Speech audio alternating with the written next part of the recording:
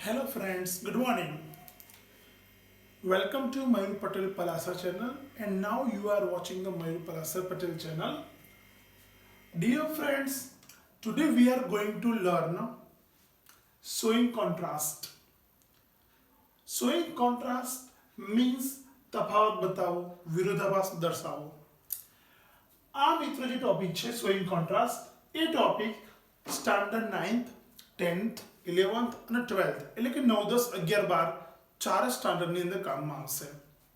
So let's start today's topic showing contrast. Showing contrast વિરોધાભાસ. વિરોધાભાસ એટલે શું? વિરોધાભાસ એટલે જેવું થવું જોઈએ એવું ના થાય, જેવું ના થવું જોઈએ એવું થાય એટલે કે showing contrast. જેવું થવું જોઈએ એવું ના થાય, જેવું ના થવું જોઈએ એવું થાય એટલે કે કોન્ટ્રાસ્ટ. ઓકે, પ્રેક્ટિકલ તમને સમજાવું કે સમવન ઇઝ સિક, તરફ કોઈ બીમાર હોય તો સ્કૂલે જાય ના જાય, તેને સ્કૂલે મોકલવાનો. કોઈ વ્યક્તિ ભણવામાં બહુ જ હોશિયાર છે, એ નપાસ થાય ના થાય, તેને નપાસ કરવાનો. કોઈ માણસ વહેલા ઉઠે છે તો બસ ચૂકે ના ચૂકે, તેને ચૂકવવાની. કોઈ માણસ મોડા ઉઠે છે તો એને બસ મળે ના મળે, તેને બસ મળવી જોઈએ. કોઈ ડફોડ છોકરો છે, ડબ્બો છે, ભણવામાં ઠોઠ છે, તો શું એ પહેલા નંબર પાસ થાય? શું સારા ટકે પાસ થાય? સારા માર્ક્સથી પાસ થાય ના થાય, તો એને પાસ કરવાનો. ટૂંકમાં જેવું ના થવું જોઈએ એવું થાય, જેવું ના થવું જોઈએ એવું થાય અને જેવું થવું જોઈએ એવું ના થાય એટલે વિરોધાભાસ એટલે કે કોન્ટ્રાસ્ટ, શોઈંગ કોન્ટ્રાસ્ટ. ધ્યાન આપજો મિત્રો અહીંયા. This function shows us contrast between two persons, places or things. આ ફંક્શન એટલે કે આ topic shows us contrast between two persons, places or things. આ ટોપિક આપણને બે વ્યક્તિ, બે વસ્તુ યા બે સ્થળ વચ્ચેનો તફાવત સૂચવે છે, કોન્ટ્રાસ્ટ સૂચવે છે. આ ફંક્શન બે વ્યક્તિ, સ્થળ કે વસ્તુ વચ્ચેનો કોન્ટ્રાસ્ટ એટલે કે તફાવત સૂચવે છે. મીન્સ શોઈંગ કોન્ટ્રાસ્ટનું કામ છે તફાવત સૂચવવાનું. આઈ રિપીટ, આ જે ટોપિક છે તમને 9th, 10th, 11th and 12th સ્ટાન્ડર્ડની અંદર બહુ જ ઉપયોગી છે. 9th, 10th અને 11 ની અંદર કમ્પ્લીટ ધ સેન્ટેન્સની અંદર આવશે, 12th માં બી કમ્પ્લીટ ધ સેન્ટેન્સની અંદર આવશે, બટ ઇન સાયન્સ સ્ટ્રીમ આ ટોપિક MCQ માં પણ આવશે. એટલે આ ટોપિક તમારા માટે બહુ જ યુઝફુલ છે. ઓકે, હવે 12 સાયન્સના સ્ટુડન્ટ છે એમના માટે એમને જસ્ટ આટલા શબ્દો, આટલા વર્ડ્સ, આટલા કન્જક્શન યાદ રાખવાના છે. આ કન્જક્શન યાદ રાખવાથી એ લોકોને ખબર પડી જશે કે આ શોઈંગ કોન્ટ્રાસ્ટ છે. મીન્સ શોઈંગ કોન્ટ્રાસ્ટની અંદર ગ્રામરના કયા કયા ટોપિક્સ આવે છે. શોઈંગ કોન્ટ્રાસ્ટ આપણે ઓળખવું હોય તો કેવી રીતે ઓળખી શકીએ? તો but, yet, still, though, although, even though, even if, however, as, in spite of, despite and despite of થી આપણે આ ટોપિકને ઓળખી શકીએ. એથી ઉલટું મિત્રો, but, yet, still, though, although, even if, however, as, in spite of, despite of and despite જોવા મળે તો કયો ટોપિક? Showing contrast. શું કરવાનું? શોઈંગ કોન્ટ્રાસ્ટમાં ટીક કરી દેવાનું.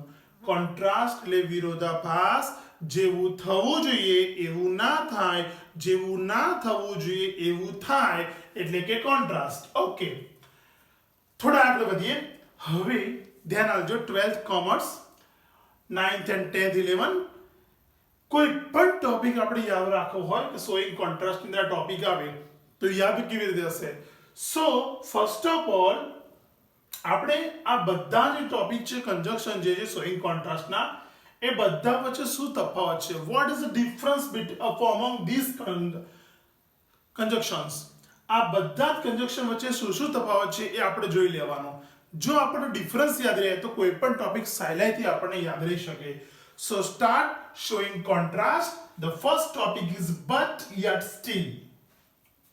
But yet still. First કે સર આ બધાનું ગુજરાતી શું થશે? ઓકે, તો આ બધાનું ગુજરાતી તમને કહી દઉં મિત્રો, તમે આ બધાનું ગુજરાતી તમારી ઈચ્છા પ્રમાણે પણ કરી શકો, પરંતુ કરી શકો, તેમ છતાં એવું કરી શકો, છતાં પણ તમે એવું કરી શકો, હોવા છતાં એવું પણ ગુજરાતી કરી શકો, પણ, પરંતુ, તેમ છતાં, છતાં પણ, હોવા છતાં, છતાં પણ, તમે આ બધા જ કંજક્શનો તમારી ઈચ્છા પ્રમાણે ગુજરાતી કરી શકો, જેવી તમારી અનુકૂળતા. Okay, first, but yet and still. Dear friends, these conjunctions, આ જે સંયોજકો જે ત્રણ છે but yet still, એ હંમેશા between the two sentences, અહીંયા સ્પેસ ન હોવાના કારણે મેં સેન્સ લખ્યું છે, મતલબ sentences, between the two sentences, but yet still હંમેશા બે વાક્યોની વચ્ચે જ આવે, બે વાક્યોની વચ્ચે જ આવે, but yet still ક્યારે પણ વાક્યની શરૂઆતમાં ના આવે. For example, Riya was ill, Riya બીમાર હતી, but પરંતુ yet still she came to school. Riya બીમાર હતી પરંતુ તેણીની સ્કૂલે આવી હતી. કેમ? Simple past. ડિયર ફ્રેન્ડ્સ, તમારે but yet still ત્રણે નથી કરવાનું. તમે કાં તો but કરો, કાં તો yet કરો, કાં તો still કરો, ત્રણ એક જ છે. બરાબર? મેં તમને સમજાવવા માટે ત્રણ એક્ઝામ્પલ ના લખવા પડે એટલા માટે મેં ત્રણ લખ્યા છે. But you have to write only one conjunction, but or yet or yet still. Okay? તો રિયા બીમાર હતી પરંતુ તે સ્કૂલે આવી હતી. તો but yet still હંમેશા બે વાક્યોની વચ્ચે જ આવે. Next, though, although, even though, even if. 4. But yet still, complete, now, though, although, even though, even if. How though, although, even though, and even if are different from but yet still? Okay. તો મિત્રો જે though, although, even if છે between and beginning two sentences. આ ચાર conjunction આ ત્રણ કરતા કેવી રીતે અલગ છે? તો ચાર કંજક્શન between વચ્ચે પણ આવે and beginning શરૂઆતમાં પણ આવે. આ ચાર કંજક્શનની એડવાન્ટેજ શું છે? તેને વચ્ચે પણ મૂકી શકાય અને શરૂઆત પણ મૂકી શકાય. Let's see the example. Though Riya was ill, she came to school to learn. Riya બીમાર હોવા છતાં, though રિયા બીમાર હોવા છતાં she came to school to learn. તે ભણવા માટે સ્કૂલે આવી હતી. હવે કોઈને મનમાં એમ હશે કે સર આપણે દો ડાયરેક્ટ વચ્ચે મૂકી શકીએ? નો. તો જોઈએ આપણે, જો આપણે દો વચ્ચે મૂકવું હોય, if we want to put the between the sentences, તો તમારે આગળનું સેન્ટેન્સીસ પાછળ લઈ જવું પડે. How? Let's see.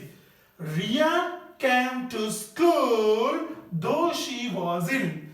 Riya was ill એ આપણે પાછળ લઈ ગયા, રિયાની જગ્યાએ સી કર્યું, she was ill. અને she came to school એ આગળ લાવી દીધા, Riya came to school. Riya came to school though she was ill. If we want to put the though between the two sentences, તો આપણે first sentence પાછળ લઈ જવું પડે. And remember, if we put though beginning of the sentences, તો તમારે comma કરવું પડશે, અને જો તમે દો વચ્ચે મૂકો છો તો કોમા કરવાની કોઈ જરૂર નથી. Okay, next, but yet still, between sentences, though, although, even though, even if, between and beginning the two sentences. And now, however, આ બાકીના કંજક્શનથી કેવી રીતે અલગ પડે? આવો ક્વેશ્ચન મગજમાં એડવાન્સ પૂછી લેવાનો. ઓકે, તો મિત્રો however આપણે જોઈશું. So let's see here. However plus adjective plus subject, then plus verb, a helping verb, then second contrasting sentence. Dear friends, second contrasting sentence means બીજું વિરોધી વાક્ય, જેવું ના થવું જોઈએ એવું ત્યાં કરવાનું છે. ઓકે, ફરીવાર બોલું છું. અહીંયા જ્યાં પણ મેં રેડ લાઈન કરી છે, રેડ લાઈન એ તમારે કમ્પલસરી લર્ન કરવું પડશે, કમ્પલસરી યાદ રાખવું પડશે. ઓકે, હવે આ વાક્ય રચના છે હાઉએવર ની. હાઉએવર વાક્યની શરૂઆતમાં આવશે, ધેન તરત જ હાઉએવર પછી adjective. Dear friends, adjective means વિશેષણ. તમારે હાઉએવર પછી વિશેષણ મૂકવું પડશે, પછી કર્તા, ક્રિયાપદ અથવા સહાયકારક ક્રિયાપદ અને બીજું વિરોધી વાક્ય રચના પ્રમાણે. ઓકે, ધ્યાન આપજો. હવે however ill Ria was. ill, અહીંયા ill મૂકવું પડશે આપણે. ill હવે એડજેક્ટિવ નું કામ કરશે. however ill Ria was, Riya ગમે તે બીમાર હોવા છતાં comma she came to school to learn, તે ભણવા માટે સ્કૂલે આવતી હતી. મેં બધામાં એક જ એક્ઝામ્પલ કેમ લીધું કે તમને ખ્યાલ આવે કે એક વસ્તુ બીજી વસ્તુ કરતાં કેવી રીતે અલગ છે, અને એક એક્ઝામ્પલ બીજા સંયોજકની મદદથી બનાવવું હોય તો કેવી રીતે બનાવાય. તો however ill Ria was, she came to school. I hope કે તમને બધાને મગજમાં ઉતરતું હશે. Okay, next. but yet still, ખબર પડી ગઈ. although even though very, ખબર પડી ગઈ. however પણ ખબર પડી ગઈ. હવે વારો છે as. dear friends, in English as ઘણા પ્રકારના છે. as એટલે તરીકે, as એટલે ના જેવું, પાછું as એટલે હોવા છતાં. there are many as in English. how can you differentiate it? તમે એને અલગ કેવી રીતે પાડશો? ઓકે, તો કોઈ પૂછે કે તમે as કેવી રીતે ઓળખશો, ગુજરાતી કેવી રીતે કરશો? તો જે as છે, જે એ સેન્ટેન્સમાં એનું સ્થાન શું છે, એના પ્લેસ પરથી ખબર પડશે કે એ as કયું છે. as એટલે તરીકે છે. Mayur sir has been teaching in this school as an English teacher. As an English teacher, એક અંગ્રેજીના શિક્ષક તરીકે કામ કરતો. as વપરાયું. હા, Mayur sir plays cricket as his father plays. Mayur sir cricket એ રીતે રમે છે જેવી રીતે એના પપ્પા ક્રિકેટ રમતા હતા, તો જેવી રીતે. પાછું પોઝિટિવ ડિગ્રીમાં as, એ પણ as. so there are many as in English. Okay, હવે આ as નો આપણે જોઈશું કે એનું પ્લેસ ક્યાં છે, શું ફરક છે. તો મેં અહીંયા રેડ લાઈન દોરી છે, તમારે ફરી યાદ રાખવાનું.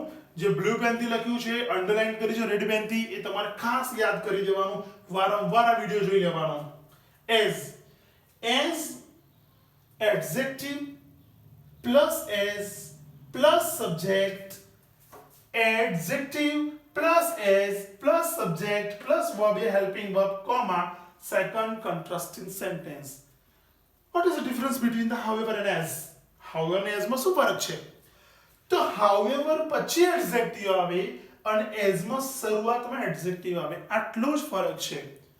આ એક જ as એવું ઇંગ્લિશમાં એવું છે કે જે સેન્ટેન્સની શરૂઆત એડજેક્ટિવથી થઈ રહી છે. તો એડજેક્ટિવ પછી as લખવાનું, એટલે ખબર પડી જાય કે આ કોન્ટ્રાસ્ટ વાળું as છે. બીજી હા વસ્તુ એક ખાસ યાદ મિત્રો, તમે જેટલું વધારે આ રિવાઇઝ કરશો, જેટલી વધારે આ વિડિયો જોશો, જેટલું વધારે તમે આ સમજશો ઇન કોન્ટ્રાસ્ટ, તો 11 12 ની અંદર ભૂલો સુધારો. Okay, find out error. Error જે શોધવાની હોય છે, એરર્સ ની અંદર તમને આ ટોપિક બહુ કામમાં આવશે. એ લોકો શું કરશે, however એડજેક્ટિવ છે, નીચે શું કરશે, as પ્લસ એડજેક્ટિવ આપે.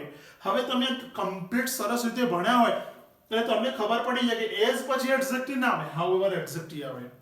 કાં તો પછી અહીંયા શું કરશે, અહીંયા હું લખશે, અહીંયા પહેલા એડજેક્ટિવ લખશે ને પછી અહીંયા however કરશે. પણ તમને યાદ હશે તો ખબર પડશે કે એ જ આવશે, however નહીં આવે. ill as Ria was. Riya ગમે એટલી બીમાર હોવા છતાં she came to school to learn, તે સ્કૂલમાં ભણવા માટે આવતી હતી. હવે ill as Ria was છે, એની જગ્યાએ લોકો ill however Ria was કરે. તો તમને ખબર પડે કે ભાઈ ગ્રામેટિકલ ની અંદર અહીંયા as ના, અહીંયા however ના, અહીંયા as આવે. સેમ વસ્તુ અહીંયા આવું કરશે મિત્રો એ લોકો. however ill છે એની જગ્યાએ as ill લખી નાખે તો પણ ખબર પડે. હા, તો ધ્યાન આપજો અહીંયા. તો ill as Ria was, she came to school to learn. બીમાર હોવા છતાં રિયા સ્કૂલે આવતી હતી. હવે મિત્રો શું બાકી રહ્યું તો આપણે જોઈ લઈએ. but ખબર પડી, yet still, બરાબર, yet still between the sentences, though, although, even though, even if. between and beginning, શરૂઆતમાં અને વચ્ચે, however પછી adjective, as પહેલા adjective. હવે બાકી રહી ગયું in spite of અને despite of, એટલે કે despite. હવે જગ્યા તો છે ને, તમે લોકો સાહેબ શું કરશે, કંઈ વાંધો નહીં, આપણે ભૂસી નાખીશું અને ફરીવાર આપણે નવેસરથી પઢીશું. ઓકે, ધ્યાન આપજો અહીંયા મિત્રો.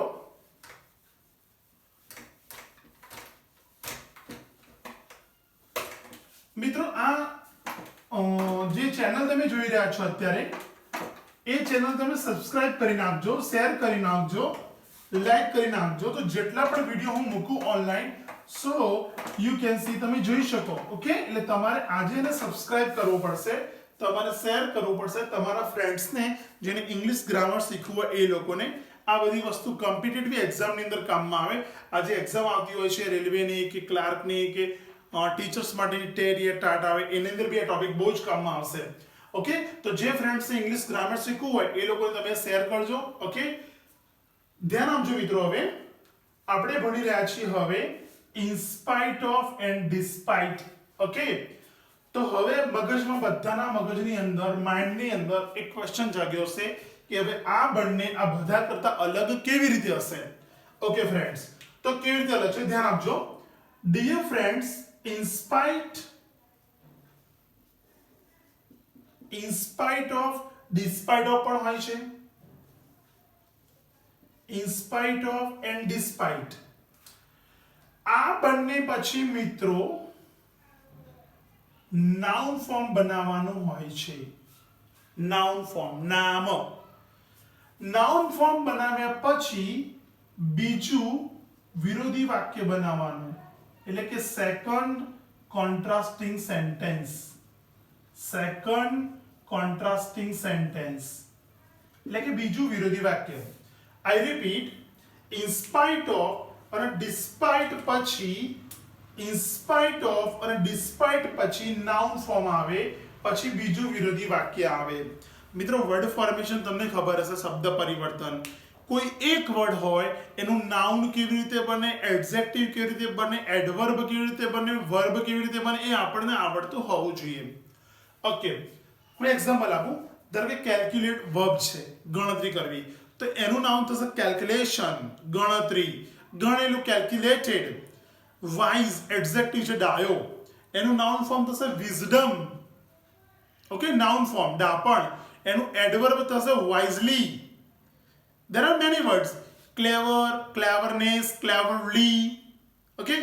ઘણા લોકોનું શું હોય કે કોઈ એડજેક્ટિવ રૂપ ના હોય, કોઈનું એડવર્બ ના હોય, કોઈ નામ એવું પણ બની શકે. ઓકે, હવે ઘણા લોકોના દિમાગમાં બીજો એક પ્રશ્ન જાગ્યો છે, સાહેબ નાઉન ફોર્મ ના બનતું હોય તો મિત્રો જે વર્ડનું નાઉન ફોર્મ ના બનતું હોય તો તમારે એ વર્ડની પહેલા એક શબ્દ લગાવવાનો, being. being પ્લસ એ જે શબ્દ આપ્યો હોય એના એ શબ્દ લખી દેવાનો. being plus word. હું તમને સમજાવું છું, બહુ તાળ ના કરતા. ઓકે, હવે આપણે એક્ઝામ્પલ છે રિયા વાળું, બીમારી વાળું, એ જ એક્ઝામ્પલ આપણે બનાવવું છે. તો કેવી રીતે બનાવવાનું તો ધ્યાન આપજો મિત્રો. કેવી રીતે બનાવવાનું? ઇન સ્પાઇટ ઓફ, એક્ઝામ્પલ લખું છું, in spite of her illness. In spite of her illness, પાછળનું સેન્ટેન્સ એમના એમ. She came to school. She came to school to learn. In spite of her illness, તેની બીમારી હોવા છતાં she came to school to learn. તે ભણવા માટે સ્કૂલે આવી હતી. હવે આ જે ઇલ જે વર્ડ છે એનું નાઉન ફોર્મ ઇલનેસ થાય. ધારો કે આપણને ખબર નથી કે થાય કે કેવી રીતે થાય અથવા બનતું નથી, તો તમે આ પ્રમાણે લખો તો પણ ચાલે.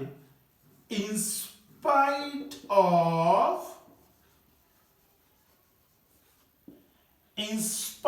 Of being ill, she came to school to learn. Dear friends, I repeat, please look here. ધ્યાન બધાનું અહીંયા બે એક્ઝામ્પલ છે. in spite of ની જગ્યાએ in place of in spite of you may put despite. તમે despite પણ મૂકી શકો છો. Okay, in spite of her illness. Illness is a noun. illness she came to school to learn. તમે એટલે કે જે રિયા છે એ સ્કૂલે ભણવા માટે આવી હતી. હવે કોઈ એમ કે સર આપણે ઇલની જગ્યાએ ઇલનેસ પણ કરીએ અને આગળ બીંગ પણ લગાવીએ તો ચાલે? ના ચાલે. કાં તો તમે એકલું ઇલનેસ કરો કાં તો બીંગ ઇલ કરો. ઇલનેસ ના આવડતું હોય તો જ બીંગ કરવાનું. સર આપણે હર લખવો જરૂરી છે? યસ, લખો તો સારું છે, ન લખો તો ખોટું ના પડે. In spite of illness she came to school તો પણ ચાલે. Okay, I repeat, I revise. But yet still, though, although, even though, even if, however, as, in spite of, despite of, આ બધા જ કંજક્શન